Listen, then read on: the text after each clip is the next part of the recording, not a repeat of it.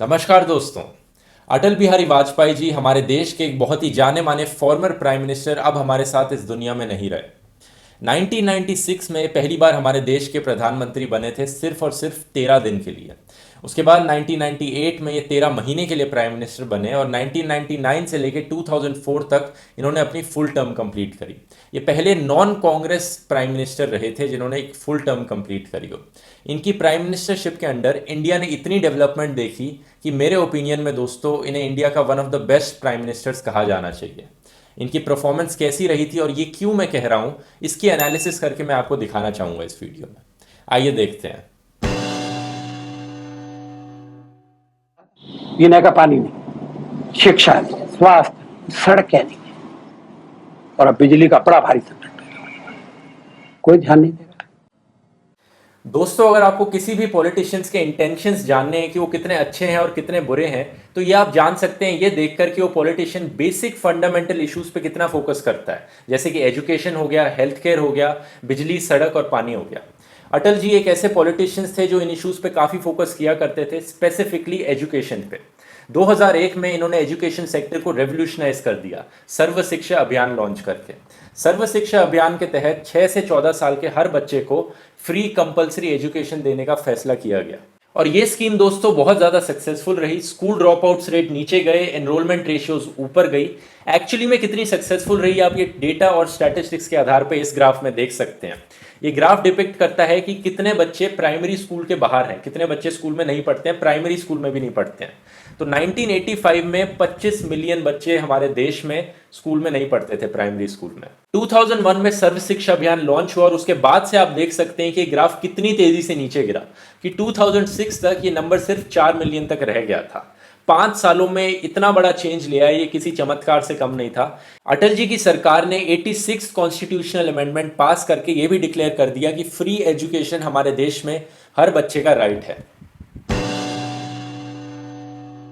Education के बाद science की कितनी अहमियत है देश को आगे बढ़ाने में, अटल जी इस बात को समझते थे।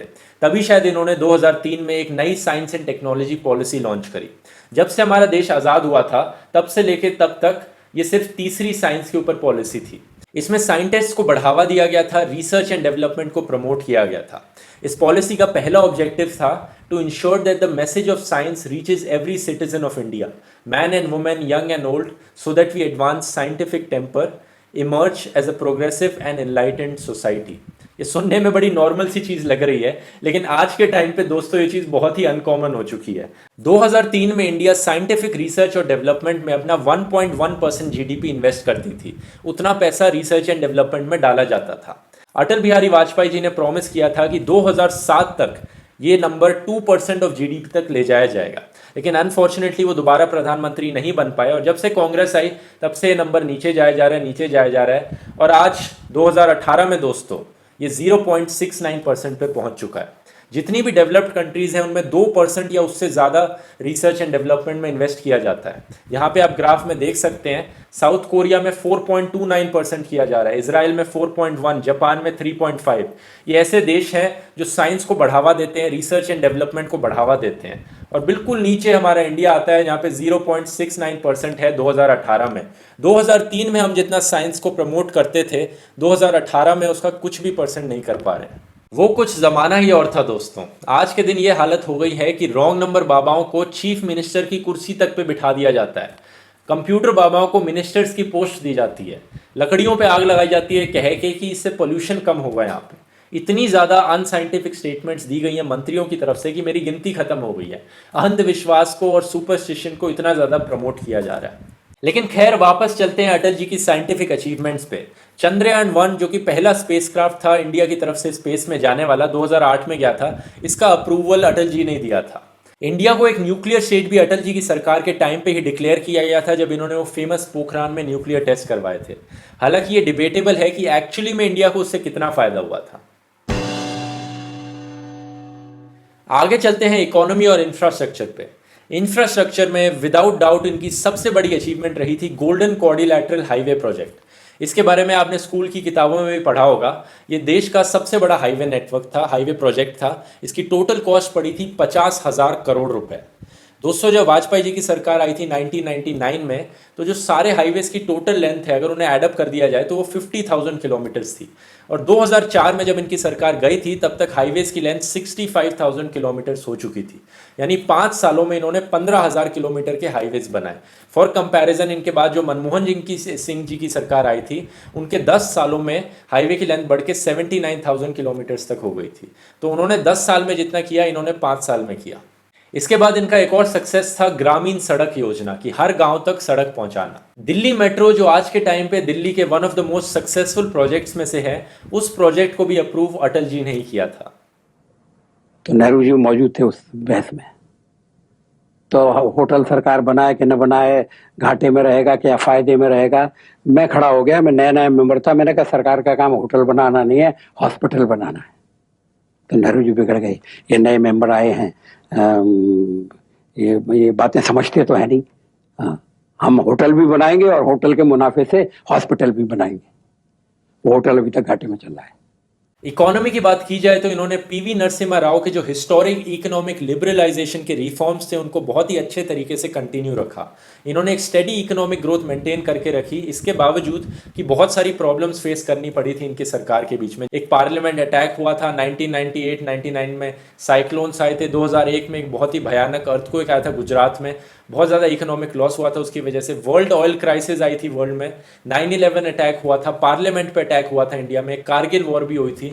तो ये ऐसी चीज़ें हैं जिसकी वजह से इकोनॉमी नीचे गिर सकती थी, लेकिन इन्होंने इकोनॉमी को नीचे नहीं गिरने दिया।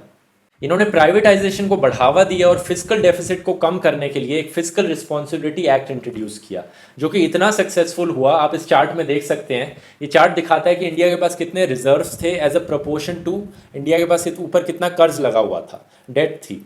तो 100% से ज़्यादा क्रॉस कर गया, यानी इंडिया के पास इतने पैसे आ गए थे कि वो अपना सारा कर्ज चुका देता और उसके बाद भी पैसे बचते।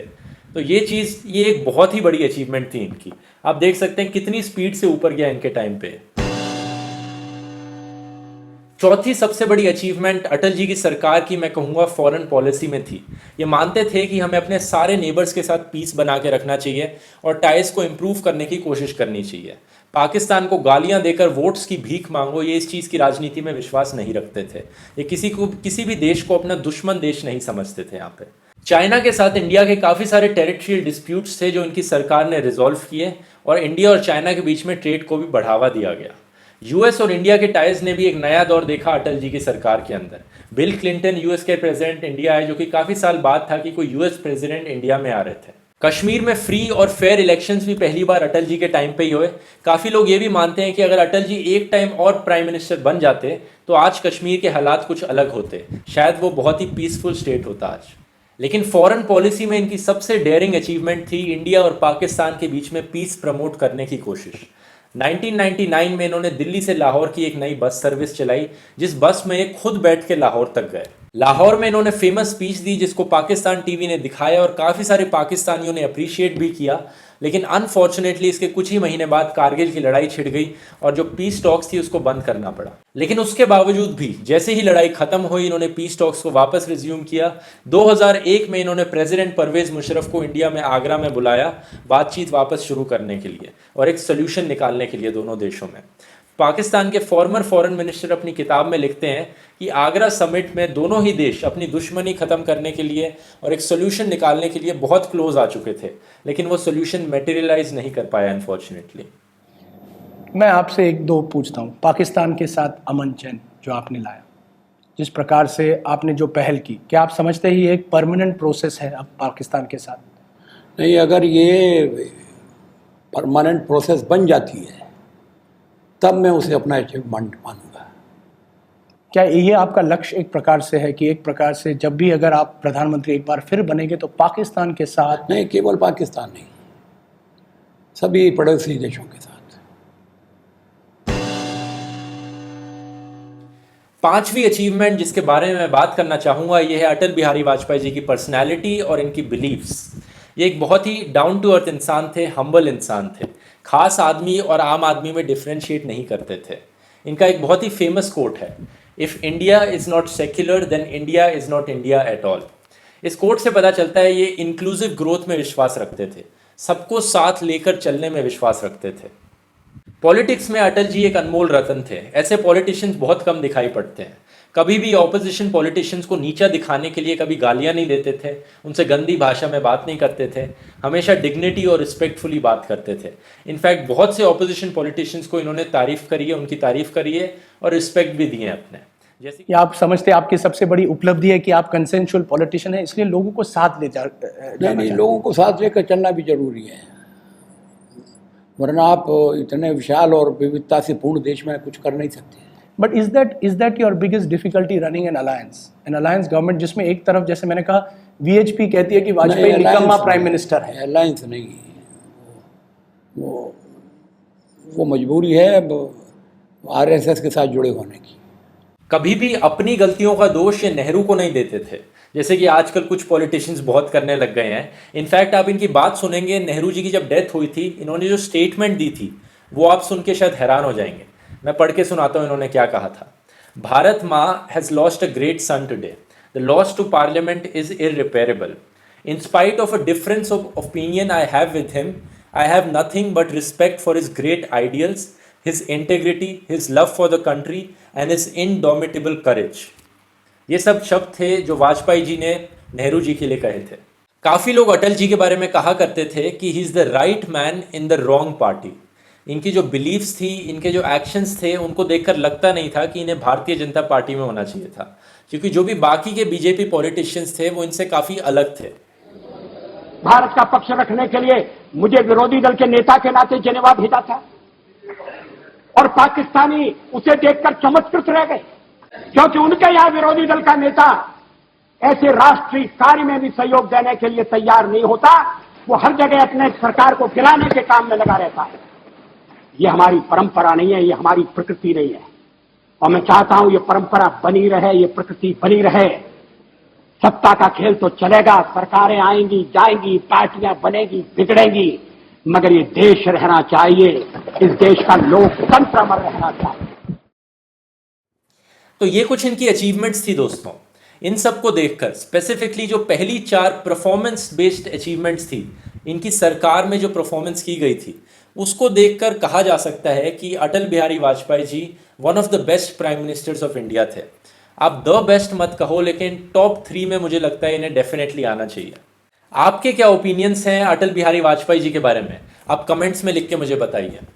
और एट द सेम टाइम मैं कहना चाहूँगा कि ऑब्वियसली कोई भी इंसान 100% परफेक्ट नहीं होता है। वाजपेयी जी की अपनी कमियां थी, इनके अपने नेगेटिव पॉइंट्स थे। उनके बारे में मैंने अपने वीडियो में बात नहीं की है, क्योंकि ये वीडियो फिर काफ़ी लंबा हो जाता। लेकिन एक वीडियो मैं आपको सजेस्ट करना चाहूँगा, विनोद दुआ जी का द वायर पे आप वीडियो देखिए। इन्होंने वाजपेयी जी की कमियों को, इनके नेगेटिव पॉइंट्स को काफ़ी अच्छे तरीके से विस्तार में बता रखा है। तो इस वीडियो को ज़रूर देखिए और एक बैलेंस्ड व्यू अपनाइए। अनभक्ति मत कीजिए किसी की। अटल जी की आप रिस्पेक्ट कीजिए, उनसे इंस्पिरेशन लीजिए, उनसे सीखिए, लेकिन आपको ब्लाइंड बिलीफ करने की ज़रूरत नहीं है। इनफैक्ट किसी भी इंसान की आपको दुनिया में ब्लाइंड बिलीफ नहीं करनी चाहिए। और इस वीडियो को शेयर कीजिए दोस्तों, और लोगों तक भी ये जानकारी पहुंचाइए। और अगर आपको मेरा काम पसंद आता है तो आप patreon.com/ध्रुव राठी पे कंट्रीब्यूट कर सकते हैं, ताकि मैं और ऐसे ही वीडियोस आपके लिए बनाते रहूं। चलिए मिलेंगे हम अगले वीडियो में। धन्यवाद। आपके लिए सबसे बड़े सिद्धांत क्या रहे हैं जब आप पब्लिक लाइफ में आए हैं? आपके सबसे बड़े सिद्धांत जो आप समझते हैं, आप आज भी आप अपने आदर्श सिद्धांत क्या समझते हैं? प्रामाणिकता ही सबसे बड़ा सिद्धांत है।